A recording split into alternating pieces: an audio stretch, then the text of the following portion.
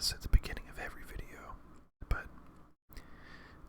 just in between the weeks, the days in between me putting up my videos, it seems like we just gain so many new subscribers. So, again, tremendous shout out to everybody who has subscribed to the channel. At the time of this recording, I believe we are at around 90 subscribers, maybe 92. So we're approaching that 100 subscriber mark, and that is just phenomenal. I honestly cannot believe it. I know in relation to, other channels and things like that, it's not really that big of a number, but to me, that's tremendous, that's huge. So again, thank you so much to everyone who has, subscribed to the channel, all of you super kind people who leave those really encouraging and nice comments on the videos. From the bottom of my heart, thank you very much. And, I can't wait to see what the future holds here. So, with that out of the way, let's take a look at what we will be working with today. So, today we will be playing on my Titan, which I have given a little bit of a fashion overhaul since the last time you saw them. These are mostly the seasonal ornaments that came from the season pass, which I actually kind of like. I don't really care for the boots so much. I don't really like those, but we're gonna leave them on for right now. And actually, I guess let's look at what the ornament for this season's, a Titan mark looks like. Where is it at? It's this one. Okay, just a small, sort of like half thing. I'm not really a huge fan of that. Not gonna lie. I do like this, but the colors don't really match. We're just gonna take that off for right now, because I do like kind of the contrast of the red with everything here. So we'll leave that on for right now. Anyway, as far as what we will be working with today, we are going to be using the ARC subclass for Thunder Crash, the Code of the Missile. Now, we did use this in the previous video that I used for my Titan, so I won't go into a whole lot of detail on what this is, but the key thing here is that this subclass in combination with this exotic chess piece is going to allow me to, for lack of a better word, eat myself at the bosses like a giant electrical missile of death. So we'll be using that today. As far as weapons go, we got some new ones here, with the exception of Trinity Gold, but this is the Raid Fusion Rifle, and it is the first of its kind in that it is a weapon that goes in the kinetic slot. That is a fusion rifle. This has never been done before, other than, I think, the Bastion, which is like it's technically a fusion rifle, but it shoots like 3 slugs, basically. But we have this here. This is Deliverance. Again, it is a gun from the Raid, which I think the Raid weapons look really neat. I'm not really a huge fan of like how square, how boxy they are, but the overall design, I enjoy that. We got a pretty decent roll here. This says Chill Clip, which is a new perk as of, Witch Queen. And direct hits with the top half of the magazine cause a detonation that slows nearby targets. So it's like Kill Clip, except it doesn't increase damage, and it doesn't require a reload because the perk is generated in the first half of the magazine. But this is really neat, so you can do some pretty decent crowd control with this. Basically, as the damage, there's like the bolts from your the fusion rifle make contact with enemies for the first 3 bullets. acts like an area of effect slowing effect, which is really neat. The intrinsic perk on the raid weapons is this, in which you gain health based on the number of hits before reloading, which, from what I've seen in testing, this doesn't really do much. And it's health, not shield, so it doesn't reach in your shields, but it'll reach in your health. So I feel like they may end up reworking this, or kind of taking a second look at this, just because it doesn't really do much. But personally, I'm fine with that. I'd rather it be very kind of like a subtle effect that is nice to have, but not required to be something completely like overpowered and broken, I guess. Then we have heating up, which final blows with this weapon increase accuracy and stability while improving vertical recoil. Let's basically get a kill, then you get additional accuracy, stability, and recoil control on it. So yeah, that's gonna be our technically our energy weapon today, but it's it's gonna be our fusion rifle today. So, then you got again Trinity Ghoul. This thing is an absolute monster. As of I think it was either Beyond Light or right before Beyond Light when they gave this thing a buff to the catalyst.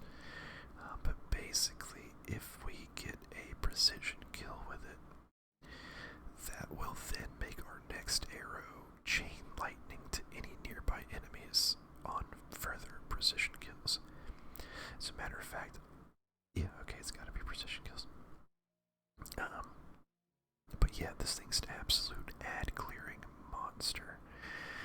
It also got, I think, a 40% damage increase against red bar enemies as of the release of Witch Queen. So this thing's really neat. The catalyst makes it so that lightning rod now triggers from any arc damage final blow. So I believe that since I'm using an arc subclass, that if I get a kill with my grenade, it will proc the exotic perk on this.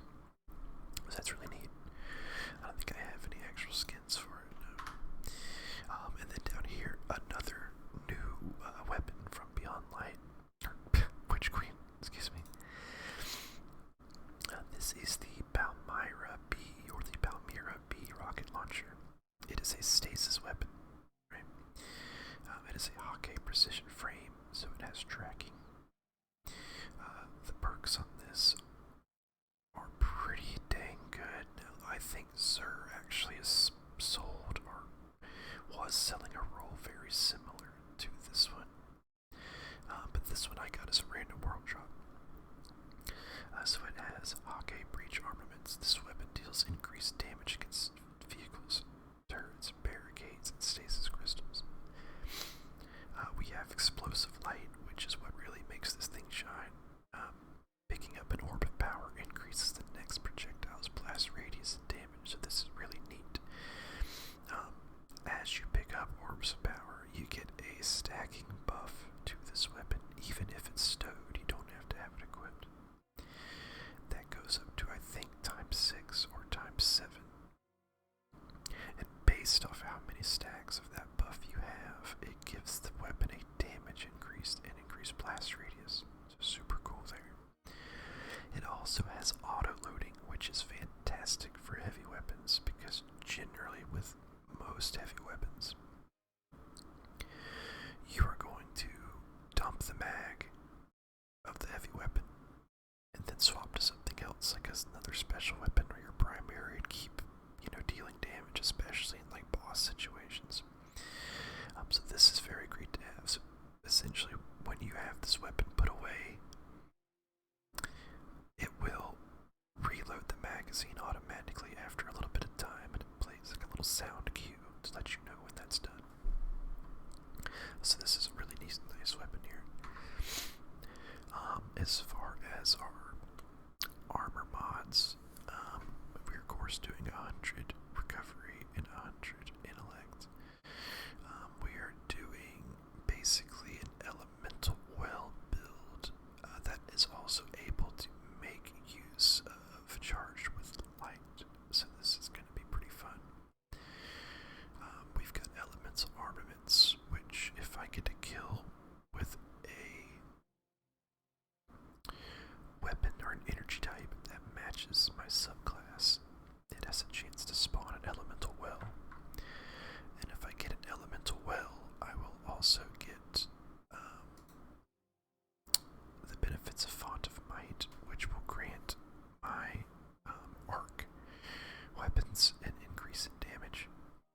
leads into this here. We also have, oh, you know what we're missing? We are missing,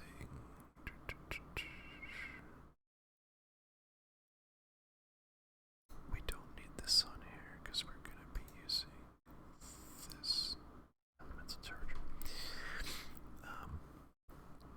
Elemental charge is going to let us be charged with light if we pick up an elemental well.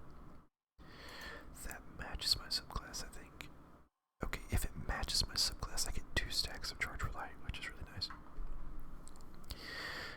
Charge with light is going to then proc high energy fire, which is a damage increase. I forget the exact number, but it's, I think, around 20-25%. And then we have elemental time dilation and utility kickstart. Elemental time dilation lets me stack the benefits of my elemental well mods, and now that I think about it, I don't think this is going to be useful, so we're going to put that on. Elemental ordnance. If I get a kill with my grenade, it spawns an elemental well. And then we've got utility kickstart, which these are really nice. I highly recommend running these if you have a stasis affinity class item.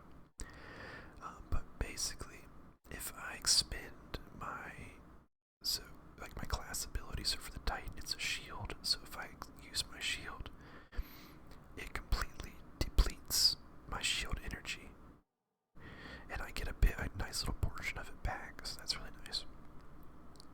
So again, elemental well build, super fun, really unique. So if I get a kill with a grenade, that spawns an elemental well. If I get, the more kills I get with my bow, that's going to spawn an elemental well. So we got 2 ways of getting the elemental wells. That is then going to proc elemental charge when I pick those up, as well as Font of Might. And also high energy fire, so we're going to be getting a big damage increase to our bow once we actually get that rolling. And since today we are going to be running a few strikes for our pinnacle reward, Arc Singe is on today, as well as Grenadier, so we're just going to be melting stuff even more than you normally would in a regular strike.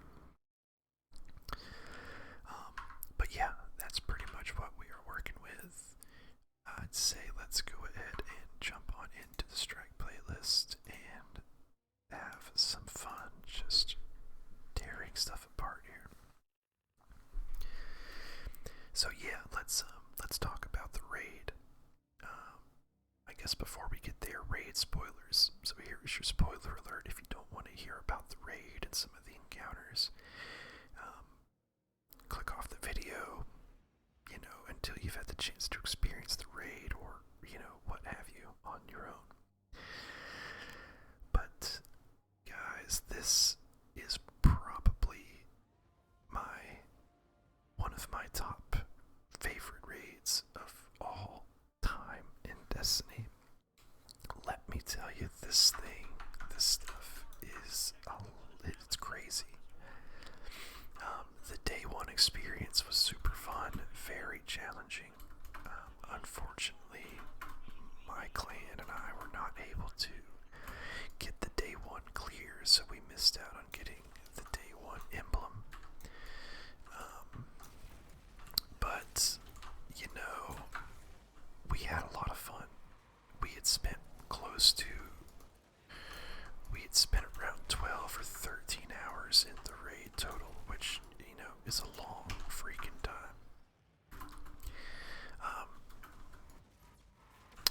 And we got hung up on the second encounter, which is the caretaker, for those of you that are familiar with the raid.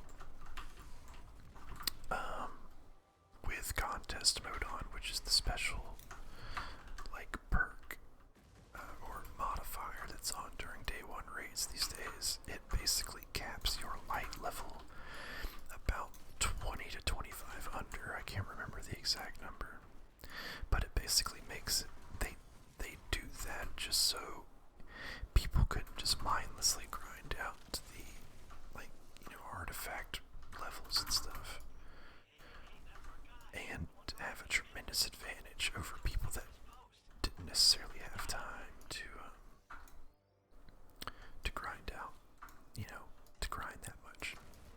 just so it's an even, you know, basically everybody has an even chance to get the day one or the world's first, right? But yeah, so we went into the raid pretty much right when it released last Saturday. And again, we spent about 12 hours total. So it was around 2 a.m. for me when we ended up calling it quits. Again, we made it through the first encounter, the first 3 encounters, which there's a total of 4 if you don't count the opening encounter, which I wouldn't really consider an encounter. You're basically just kind of, you know, walking up to the raid to a degree. But we got through the first encounter. It only took us a handful of hours to do that, and then let's go ahead and just destroy that guy real quick.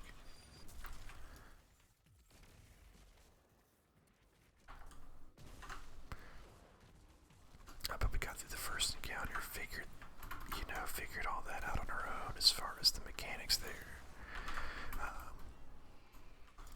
We got to the caretaker, and that was just such a huge DPS check that we just spent so much time there. By the time we actually got through caretaker, I think we spent about 7 hours total on the caretaker alone. So we took a little break after that, and then we started going back at it. We got to the 3rd encounter, and if you've done the 3rd encounter, which is basically like a crazy like gauntlet type thing where you have to juggle a bunch of different relics, like the shield from Vault of Glass, the seed from Leviathan, the little Eye of Riven from whatchamacallit, Last Wish. It's like a puzzle room / gauntlet. It's crazy. It's a really fun encounter. But on day 1, it was rough. It was rough trying to, number 1, figure everything out, and number 2, stay alive, just because of how lethal everything is with the contest modifier on.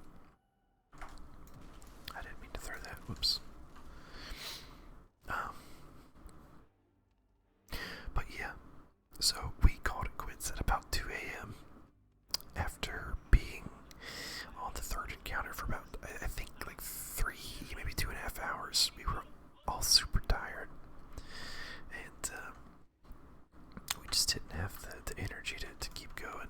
So they did extend the 24-hour reward period by an extra day. So like the following Sunday after the raid released, you could, if you were able to, you could still finish it. But the clan just didn't have the time to kind of group back up and give it another shot to pick up where we left off. So we called it. So, but anyway, we ended up getting our first clear the following day. We pretty much breezed through the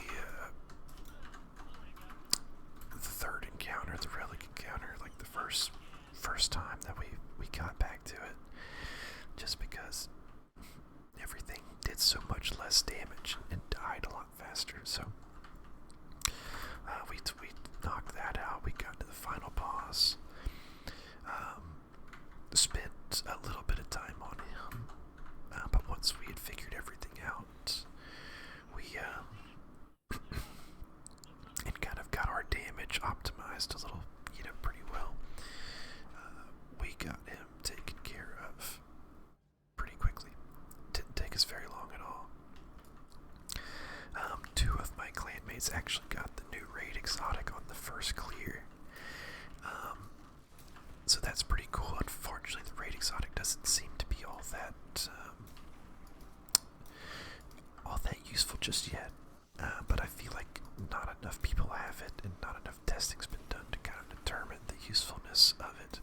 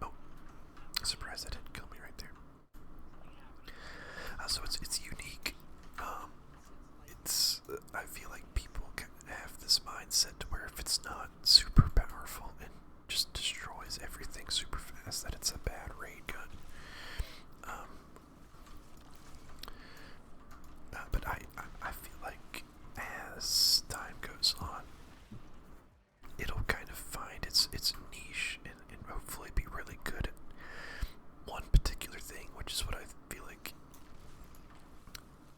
Me personally, I feel like that's how the exotics should be balanced. They shouldn't be able to just do everything.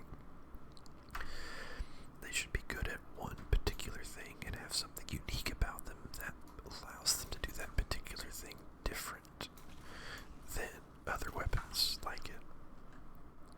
Now, it's not to say that Bungie hasn't released some exotics that are literally just borderline useless. Like, you think of something like Darcy.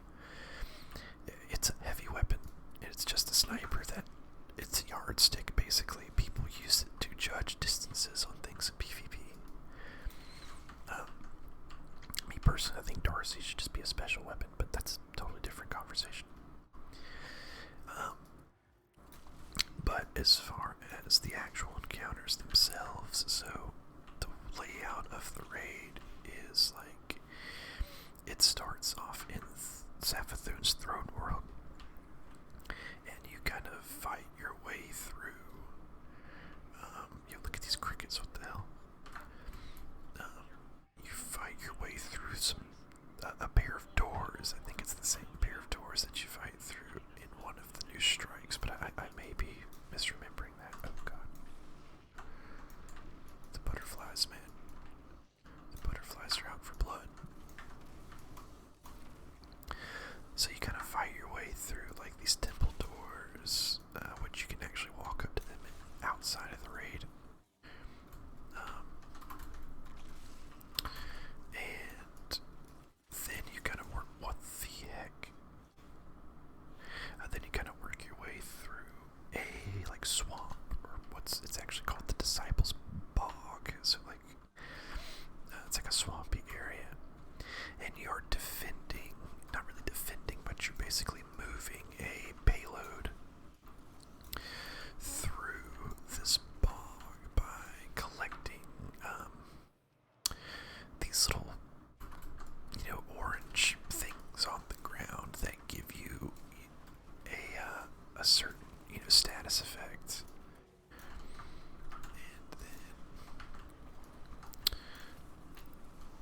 And then you basically, it's a lot like Wrath of the Machine from Destiny 1. If anybody watching this has played that, holy mother of God. Just got annihilated. Oh, I can respawn. I'm not sure what killed me there. Oh, Screams. I got blown up by Screams. But it works a lot like Wrath of the Machine from Destiny 1 in that you basically kill some enemies in order to get, these items to spawn. You grab those items, you pick those items up, and then you kind of deposit them to a thing. In this case, you deposit the items to the payload, and that actually gives the payload energy to move.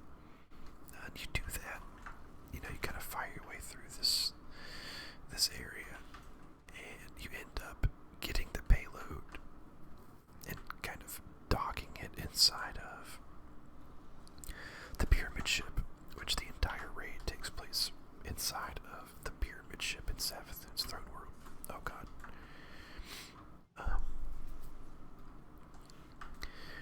And then so at that point you're inside. I don't really count that as an encounter per se, just because it, you don't really,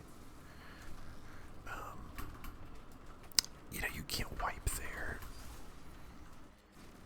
At least I don't think me and my clan, which is pretty much the only people I've actually done it with, we've never wiped there. I don't think you can, because it's not a darkness zone or what have you.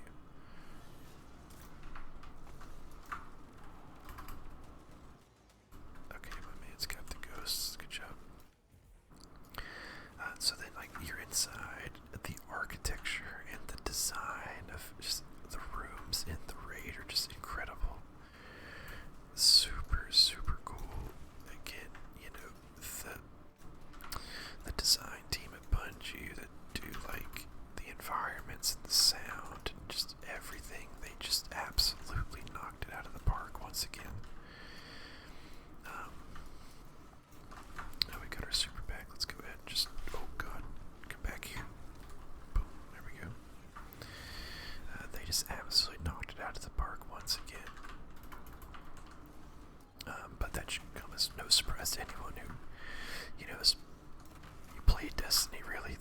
environments and everything are always just super neat. Like,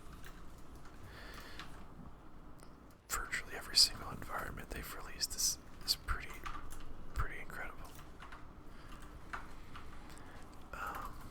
Let's go crush this dude's ghost real quick. There we go. And then I think we might be able to kill him just with that. Okay, no we did not, but we almost got our super bag here. Let's just get this here, and then we're going to boom, just put him in the dirt. He is gone. Bye-bye.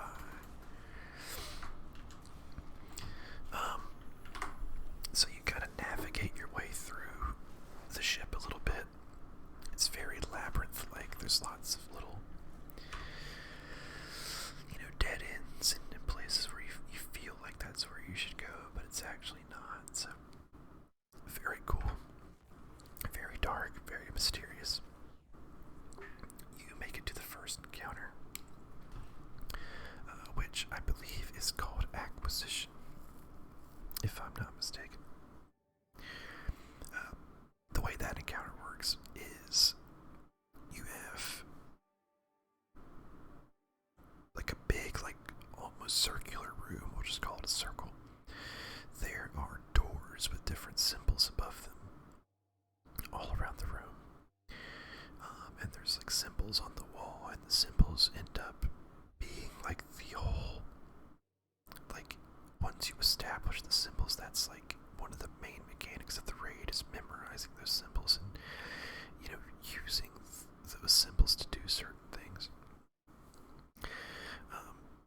But basically in the first encounter there's like 3 little totems in 3 different corners of the room.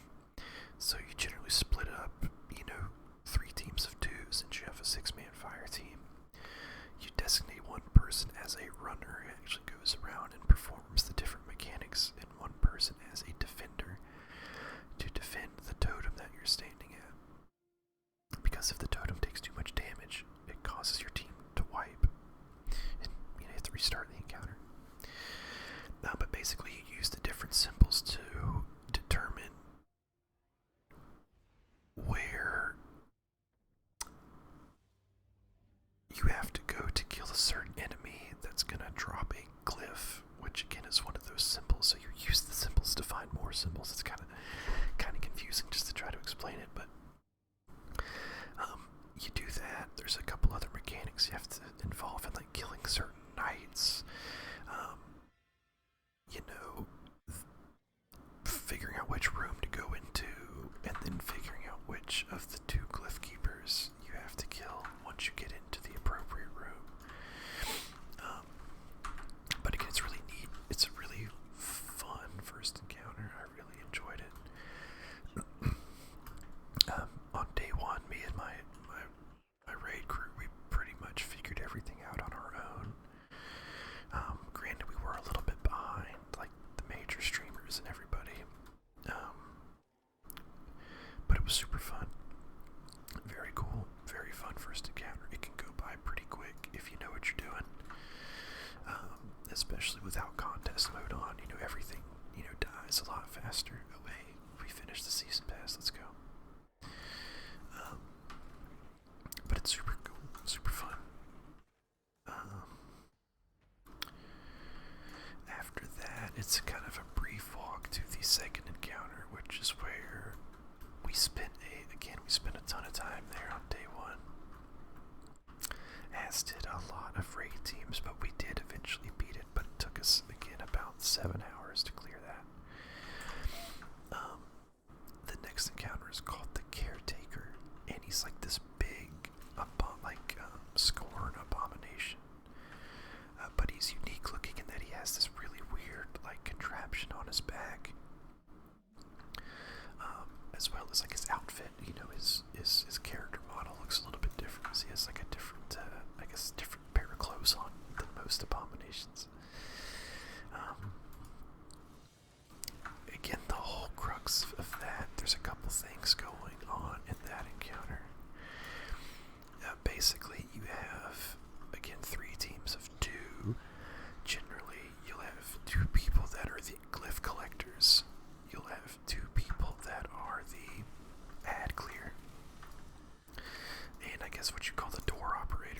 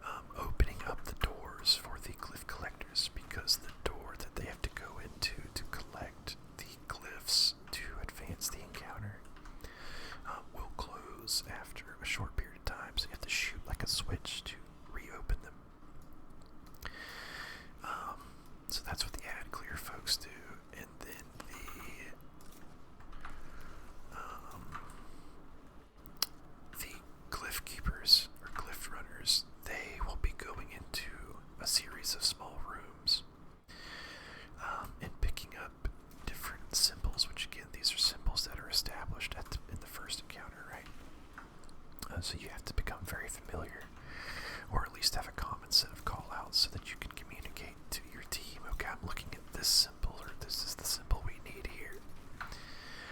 They collect those symbols.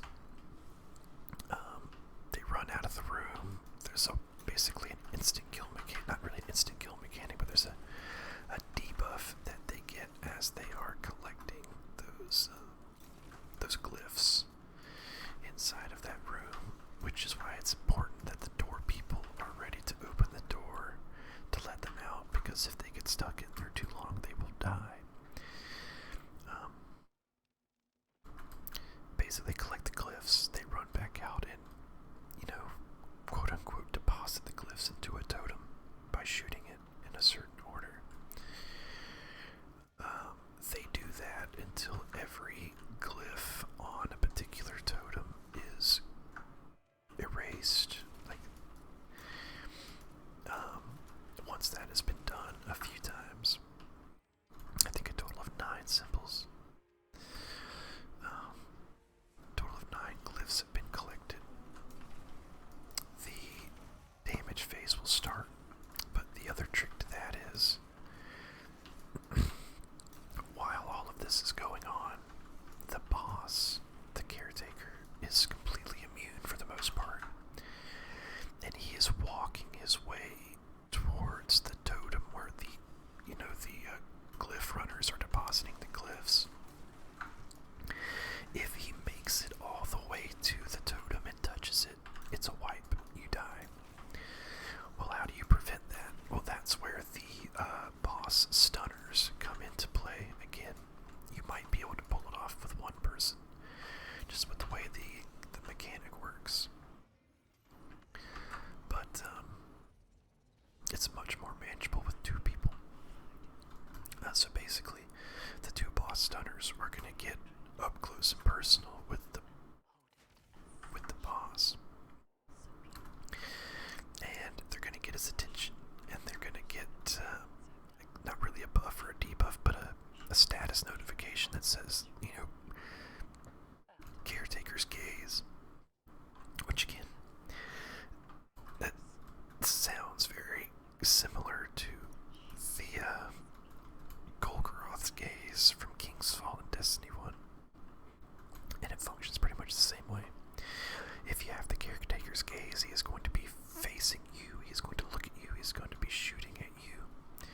So generally, one of the boss stunner people is going to get super close to him, pick up, agitate him enough to get his gaze. Then his face is going to glow a bright yellow, indicating that you can shoot it. And then if you shoot his face, he staggers a little bit, and then the weird contraption on his back opens up, allowing that to be shot as well. If you successfully shoot his face, and then the little thing on his back, the weak spot on his back that opens up, he will stagger, so he will literally fall down on his knees for a few seconds. And in doing that, you buy your team more time to collect all the glyphs they need to advance the encounter. But once all the glyphs are collected, pretty much what happens is there's 3 little spots around the boss that will start to glow in a certain order. And when you're standing on one of those plates, the boss will begin to take damage. Then you do that 3 times. Then there's a final stand type thing. And as long as you get enough damage during, during those phases, you'll kill him within final stand. So, he is damage gated, so there's not really a way to speed up the fight. You can't kill him early. You have to go through all 3 stages of the fight, repeating that glyph keeping, boss stunning, door opening process 3 times total. But if your glyph keepers are fast enough and your boss stunners are keeping the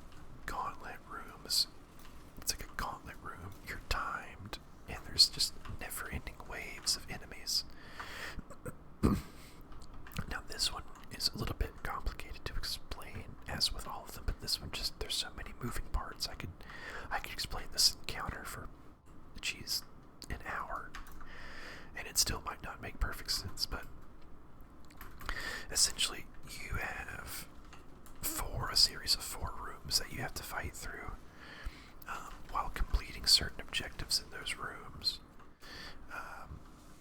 And generally those objectives are excuse me, I need another sip of coffee here.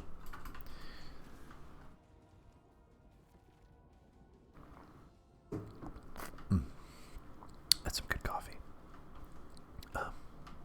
But again, it's a series of 4 rooms that progressively get more complicated in terms of the things you have to do. For the most part, it involves killing specific enemies with specific relics that you pick up in between each of the 4 rooms. So like certain enemies can only be killed using one particular relic, and you have to kill that particular enemy in order to extend the timer that you get to complete each room. There is a shield that you use to cleanse people, because as you're moving through the rooms you get a debuff that will kill you if it stacks up too high.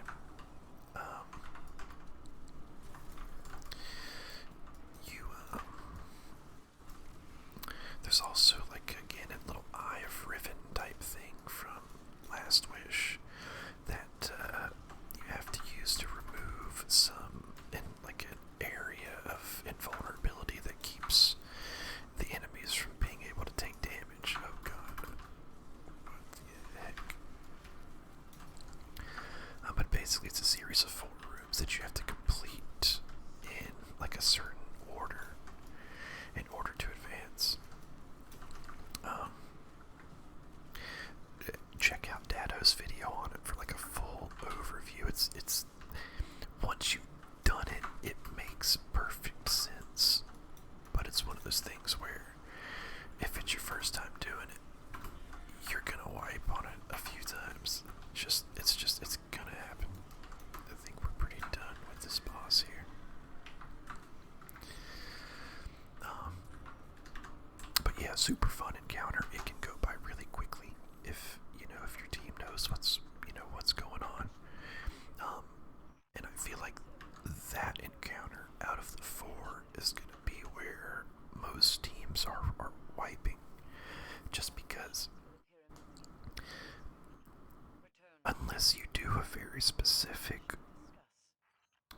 method to the encounter, everybody has to do something involving the 3 relics that you use to progress through those rooms. Like everybody, just because if you pick up a relic in one room, you can't pick it up for the next room. So, everybody is eventually going to be responsible for using those relics for the key things they have to do. So, but again, very cool. There's also like a bit of a jumping puzzle in between there. It's pretty straightforward. You just have to find a certain switch to shoot that moves the platforms around.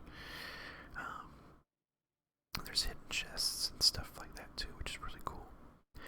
The final boss, and what I think is, and I believe the community at large feels like,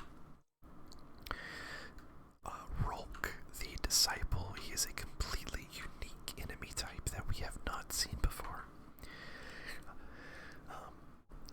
He has a ton of really interesting lore. I highly recommend you guys either watch like a My Name is Bife video or my Ellen video to kind of really hear what is like his whole backstory is. But basically, the witness, throughout the witness's, I guess, travels or influence, throughout the different solar systems in the world of Destiny, he has, of course, come into contact with various different races and species. And again, to try not to make myself sound foolish when it comes to the lore, but basically, he found people to become his his disciples, right? And through different methods, generally involving wiping out their entire race, he recruits people to work for him and to be his disciples. So, Rolk is the first of the disciples that he has. He is from a planet called Lubre, and he is what is called a Librarian.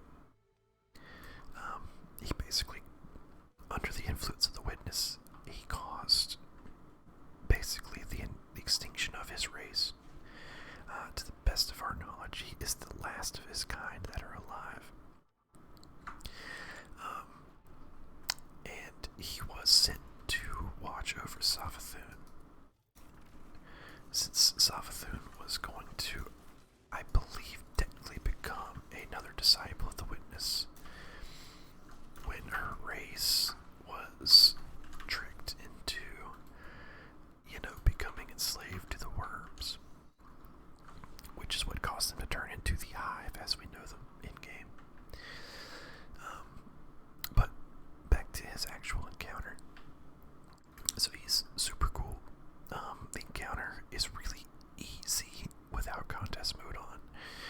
You can do it really quickly, or you can do it, at kind of a slower pace depending on how familiar your team is with the encounter, which I like that, and that seems to be a kind of a common thread throughout all of the encounters in this raid, is that they can be done faster the more experienced your team is with the mechanics of the encounter, which I think is really cool.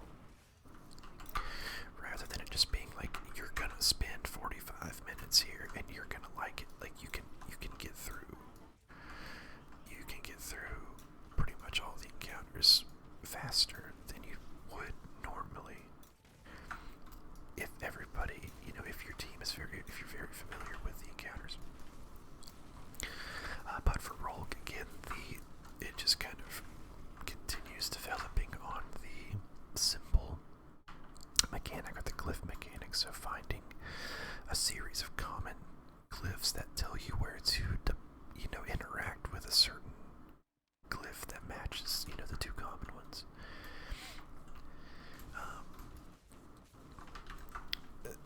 Basically, at the start of the fight, one person is going to get a debuff that will kill them if they don't transfer to somebody else. So it's kind of very reminiscent of the Skolas encounter from Destiny 1 and the Prison of Elders, if you guys remember that. And the way you transfer that buff is by standing on a plate. Whoever has the buff first stands on a plate, which spawns two little things that two other people can shoot that will split the buff into two, so it will be removed from the first person that had it and spread to two other people. You can designate who you want those two people to be and basically just keep splitting into those same two people over and over again. So you can basically just split the buff between the same three people total throughout the entirety of the encounter, while everybody else clears ads and recalls out the appropriate place to deposit the buff. So the buff in question, or the debuff in question, that you start off with at the beginning is called Leeching Force. So what you have to do is, one person picks up the buff, the debuff at first. They split it to two other people. So then two other people have that debuff, and the first person that had it loses it. It gets removed from them because it splits to two other people. Then, while all that's going on, the boss is kind of moving and teleporting around the room. And there's also enemies that spawn. So, you're just kind of slaying out, killing enemies. And then, occasionally the boss will shoot this big laser beam. Now, the laser beam is very deadly unless you have that Leeching Force debuff that is split at the beginning of the encounter.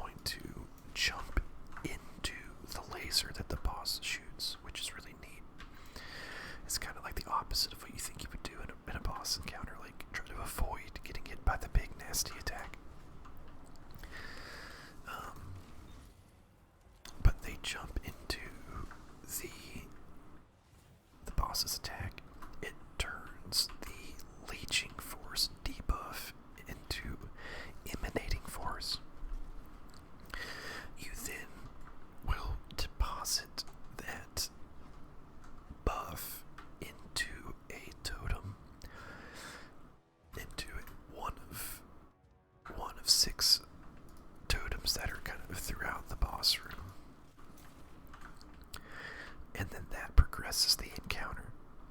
You do that a total of 6 times, and then the really cool part starts where you actually go up onto this little like platform, and you are just face to face with the boss. Like, he is chasing you down, he is shooting lasers, he's attacking you with his glaive, he is kicking you in the face. It's just such a cool, unique encounter that we haven't had in Destiny before, where the boss isn't just this big stationary wall that you do a bunch of mechanics to make him vulnerable, and then the boss just stands there and takes damage, kind of like Atheon or, Callus. This guy is moving around, so standing in a well or staying in a bubble as you're doing damage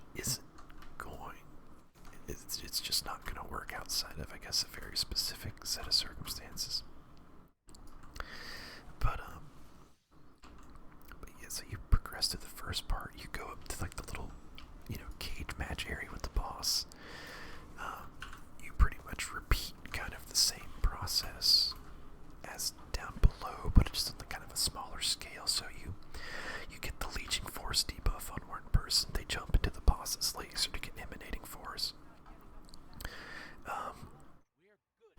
And as you're kind of, the way you get the leeching force debuff up at the, in the second part is the boss's glaive that he attacks you with, he'll kind of put it to the side, so to speak, and then one person will shoot that glaive to get the leeching force debuffs. That's kind of how you get it up there.